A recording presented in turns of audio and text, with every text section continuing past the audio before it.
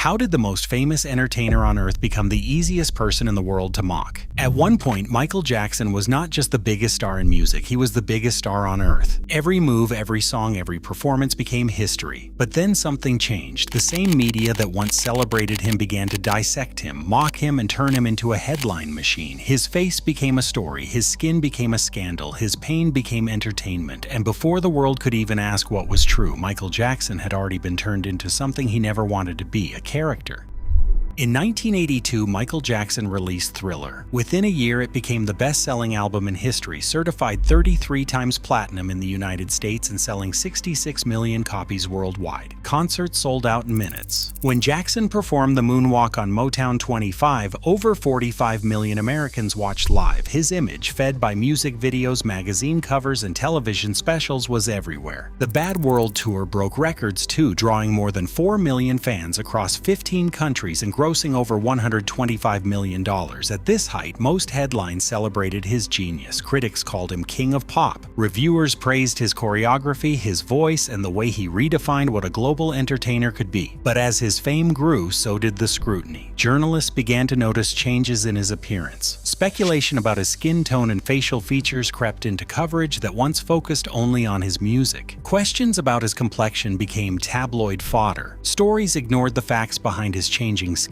Michael Jackson would later explain, both on record and in interviews, that he had vitiligo. His dermatologist, Dr. Arnold Klein, confirmed the diagnosis. Medical records from the late 1980s document the use of prescribed treatments to manage the disease. But even as the evidence mounted, rumors of skin bleaching and cosmetic surgery outpaced the truth. For the press, every detail about Jackson's body, his nose, his hair, his skin, became a headline. The more mysterious his appearance seemed, the more valuable those stories became. Tabloids learned that speculation sold papers. Editors chased rumors, not medical records. The world's biggest star was now a subject to be examined, not just admired. The celebration of his talent quietly gave way to a new kind of attention, the kind that turned personal pain into a public spectacle.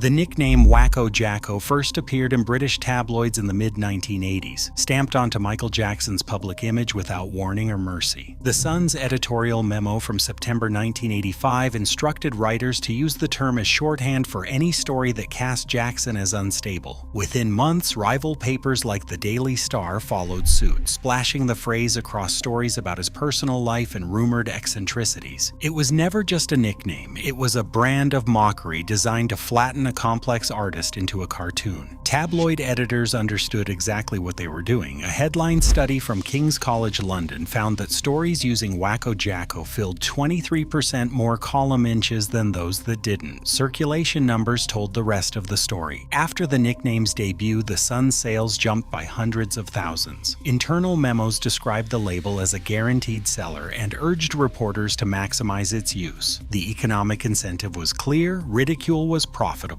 The nickname crossed the Atlantic by 1986, landing in the New York Post and soon after on American television. Gossip columns and entertainment programs adopted it as a fixture, repeating the phrase until it became inseparable from Jackson's name. Syndicated columns and news tickers carried it into millions of homes, erasing the boundary between rumor and fact. Public reaction was swift and divided. Letters poured into the Sun, most called the nickname harassing or racially charged, but the paper's editors ignored the criticism. In the United States, the New York Post's ombudsman acknowledged a surge of protest postcards, yet the paper's circulation still climbed 7% during weeks when Wacko Jacko dominated the front page. Jackson's legal team fought back. A 1991 cease and desist letter demanded an end to the slur, calling it defamatory and dehumanizing. The Sun's lawyers insisted it was protected speech. Jackson's PR team launched a Respect Michael campaign in 1992, urging outlets to drop the term. Some papers relented, but the damage was done. The nickname stuck, outlasting every protest. Media scholars have called Wacko Jacko a textbook example of how a single phrase can erase a person's dignity. It compressed the world's most famous entertainer into a spectacle, a target for laughter and suspicion. What began as a tabloid strategy to boost sales became a label that followed Michael Jackson for the rest of his life.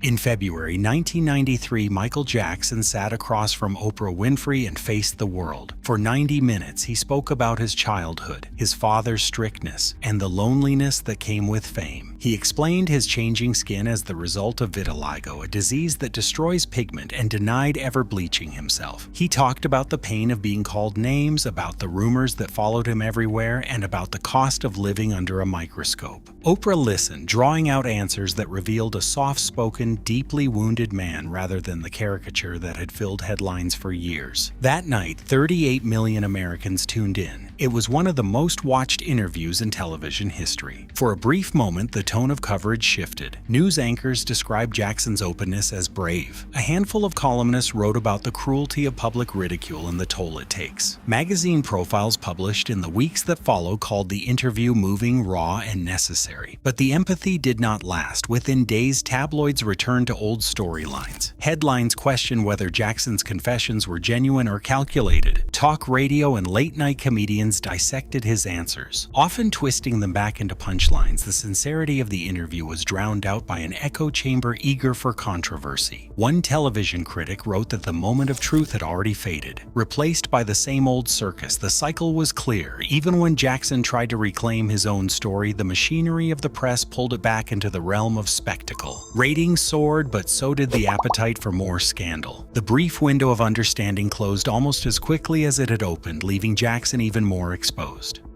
Martin Bashir arrived at Neverland with a promise, a fair, honest portrait of Michael Jackson's life. Jackson allowed unprecedented access, hoping the world would finally see him as a father, an artist, and a man shaped by loneliness. What aired in 2003 was something else entirely. BBC internal records, later released under inquiry, confirmed that key moments were cut, scenes where Jackson explained his choices, expressed regret, or simply asked for understanding. Instead, the documentary leaned into confrontation and suspicion. The final edit built tension, highlighted awkward pauses, and left out context that might have softened the narrative. Bashir's methods, including deceptive editing, misleading questions, and forged documents to secure the interview, were quietly acknowledged by the BBC years later. But by then, the damage was done. The broadcast drew millions. Within days, the same headlines that once celebrated Jackson's talent now dissected his every word. News programs replayed the most damning clips on a loop. Tabloids mined the footage for new angles, while cable networks booked panels of experts to debate his sanity, his motives, and his guilt. The spectacle became unrelenting. During the 2005 trial, the media's appetite for scandal reached a new peak. Networks aired over 3 million minutes of courtroom coverage, transforming legal proceedings into entertainment. Primetime ad rates soared by 30% as viewers tuned in for daily updates. News anchors speculated on guilt and innocence before a verdict was ever reached. Even after Jackson was acquitted on all charges, the coverage rarely shifted. Headlines clung to the allegations, not the outcome. Commentators treated the verdict as a footnote to a narrative already decided. For Jackson, the cost was isolation. Friends described him as withdrawn, wary of every camera, every question. He spoke of betrayal not just by individuals, but by a system that found profit in his pain. The spectacle had become the story, and the truth was lost somewhere off-screen.